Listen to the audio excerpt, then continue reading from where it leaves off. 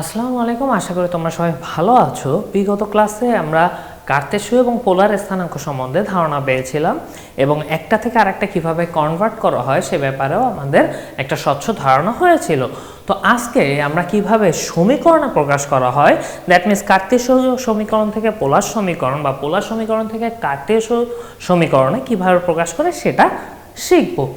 চলো, এখানে প্রথমে একটা एग्जांपल দেয়া আছে x² + y² whole square = 2a² xy কে পোলার সমীকরণে প্রকাশ করো। এখন কথা হচ্ছে xy এ দেয়া থাকলেই ভাই সেটা কার্তেশীয়তে দেয়া আছে, পোলারে করতে দিলে কি হবে, xy থাকবে না, সেখানে কি r এবং থিটা চলে আসবে। তো বিগত ক্লাস যারা দেখোনি তারা দেখে নিও। তো বিগত ক্লাসে আমরা কি শিখছিলাম ভাই, x = r cos θ, y = r sin θ। ওকে, তো এখন আরেকটা শিখছিলাম r² = x² + y²। তো x² + y² হোল স্কয়ার জায়গায় কি আমি r² বসায় দিতে পারি, r² হোল স্কয়ার, x এবং y এর value r cos θ r sin θ বসিয়ে দিলাম। তাহলে কি আসতেছে ভাইয়া, উভয় পক্ষে r² আমি ভাগ দিলে এখানে r² = a² 2 sin θ cos θ আসতেছে। তো 2 sin θ cos θ যারা এখনো ত্রিকোণমিতি শিখোনি তাদের বলে দিচ্ছি, 2 sin θ cos θ এর ফর্মুলা হচ্ছে sin twice θ = sin twice θ।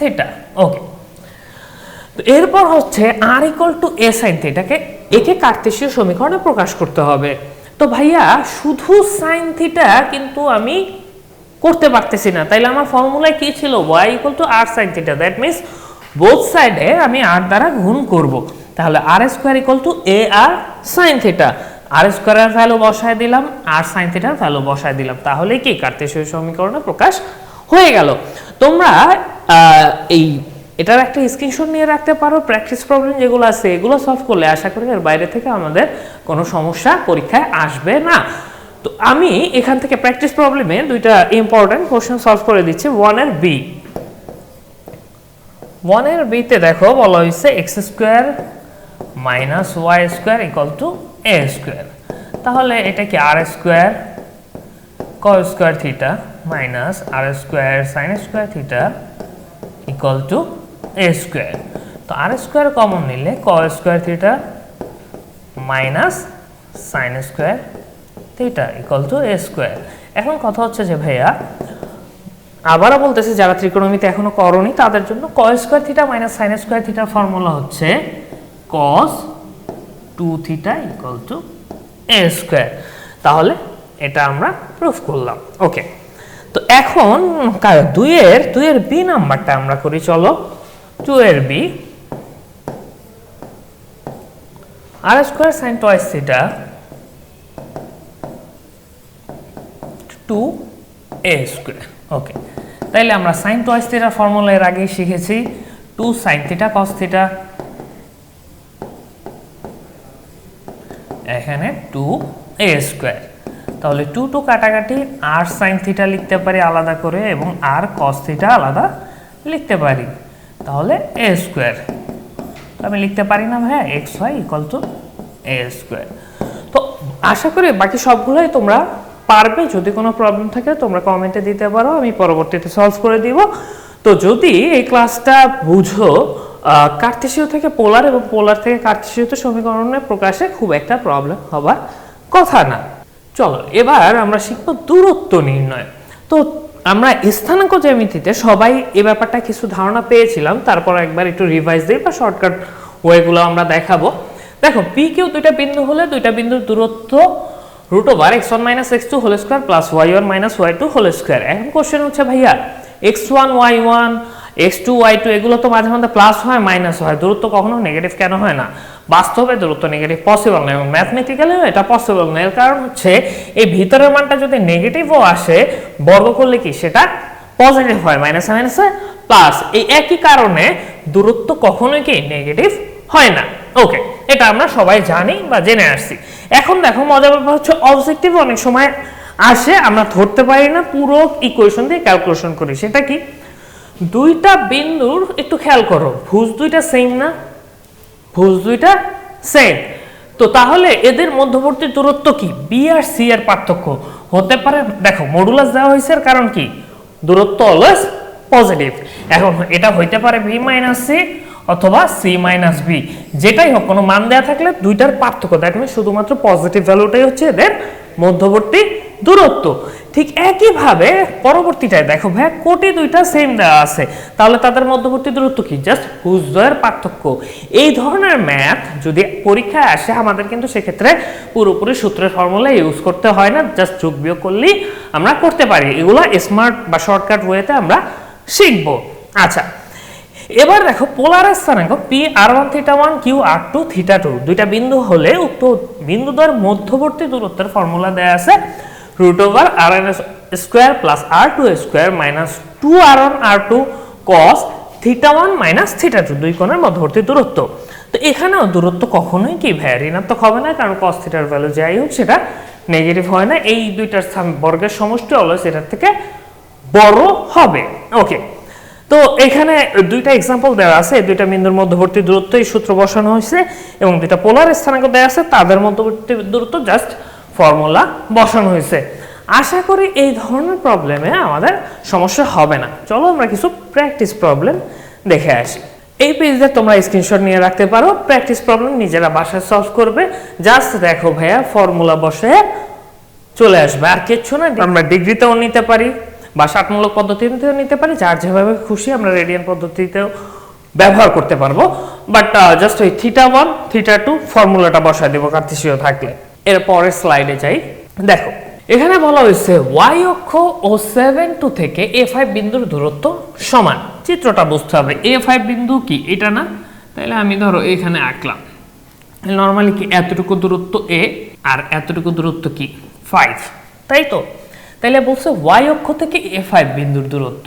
এখন কথা হচ্ছে a এর ভ্যালু পজিটিভ না নেগেটিভ আমি জানি, এ ডানেও হইতে পারে বামেও হইতে পারে, তাই না? কারণ আমি তো স্পষ্ট করে বলে দেইনি স্থানাঙ্কের মান তো পজিটিভ নেগেটিভ হইতে পারে, দূরত্ব অলওয়েজ পজিটিভ, বাট স্থানাঙ্ক বা কোঅর্ডিনেটের ভ্যালু কি পজিটিভ নেগেটিভ যে কোনো কিছু হতে পারে। সো এই জন্য দেখো y অক্ষ হতে a5 বিন্দুর দূরত্ব হবে মডুলাস অফ a।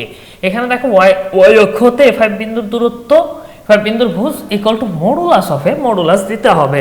শুধু a লিখলে আমাদের নাম্বার কাটা যাবে, কারণ কি এর মান নেগেটিভ হইলেও দূরত্ব তো positive. So modulus of a দিলাম। এবার 7 বিন্দু হতে a5 বিন্দুর দূরত্ব, দুইটা বিন্দুর দূরত্ব নির্ণয় সূত্র বসাইলাম। তো দুইটা ইকুয়েশন ক্যালকুলেট করলে আমরা এর ভ্যালু পেয়ে যাই, চিত্রটা অবশ্যই দেব। এই সিমিলার টাইপের এখানে চারটা ম্যাথ আছে, তোমরা এগুলো সলভ করলে এই ধরনের কোনো ম্যাথে আশা করি তোমরা আটকাবা না। তোমরা স্ক্রিনশট নিয়ে রাখতে পারো, এই চারটা ম্যাথ বাসায় সলভ করবে একদম সিমিলার। তো এটা কেন হয় আরেকবার একটু বুঝাই দিই। দেখো এখানে একটা বিন্দু ধরো এ বি, এখন একটু কি ভাইয়া এ, তার মানে একটুকে একটু বি। এখন এটা এক্স অ্যাক্সিস, এটা ওয়াই অ্যাক্সিস। y অক্ষ থেকে দূরত্ব কি? তাহলে মডুলাস অফ a, x অক্ষ থেকে দূরত্ব কি? Modulus of b। জিনিসটা যদি কনফিউশনও হয় ভাই আমরা চিত্র এঁকে কনফিউশন ক্লিয়ার করে এই টাইপের ম্যাথগুলো করতে পারবো। ওকে, এরপর দেখো एग्जांपल আরেকটা দেয়া আছে, কোন বিন্দুর কোটি দেয়া আছে 3, 5 3 বিন্দু হতে প্রদত্ত বিন্দুটির দূরত্ব 4, বিন্দুটির ভুজের স্থানাঙ্ক নির্ণয় করো। স্বাভাবিকভাবেই ভাইয়া ভুজ আমি ধরে নিছি x, তাহলে স্থানাঙ্ক কি x, 3। তো এইখানে শর্ট দেয়া আছে, অ্যাকচুয়ালি কি হইছে এই দুইটা বিন্দুর দূরত্ব, that means √x - 5 whole square plus 3 - 3 whole square equal to 4 square.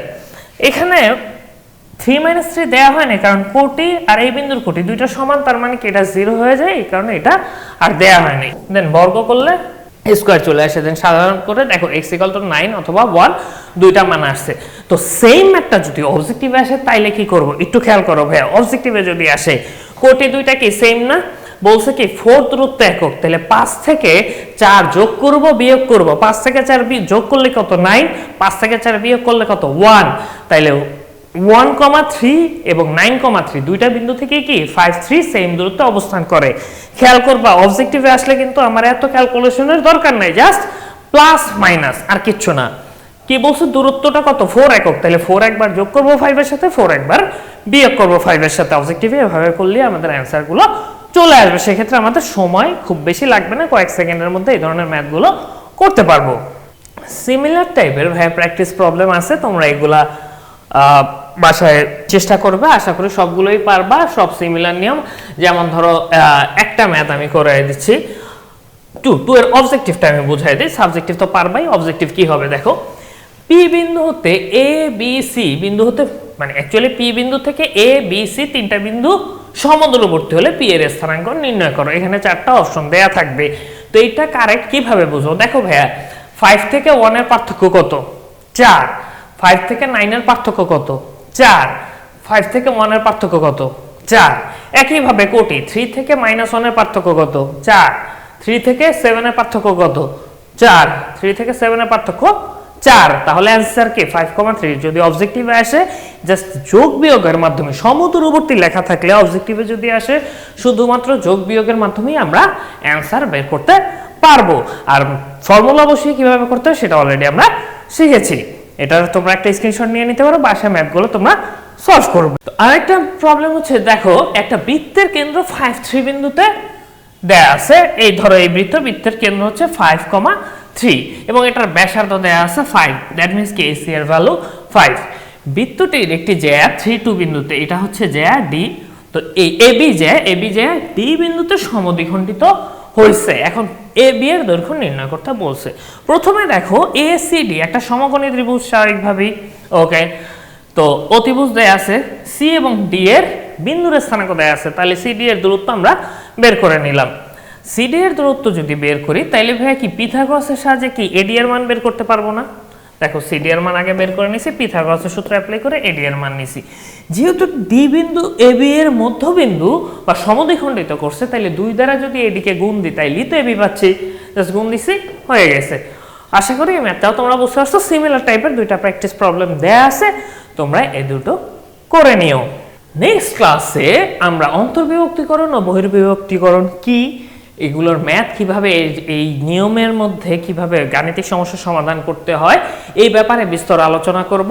আজকে এই পর্যন্তই, সবাই ভালো থাকো, আসসালামু আলাইকুম, আল্লাহ হাফেজ।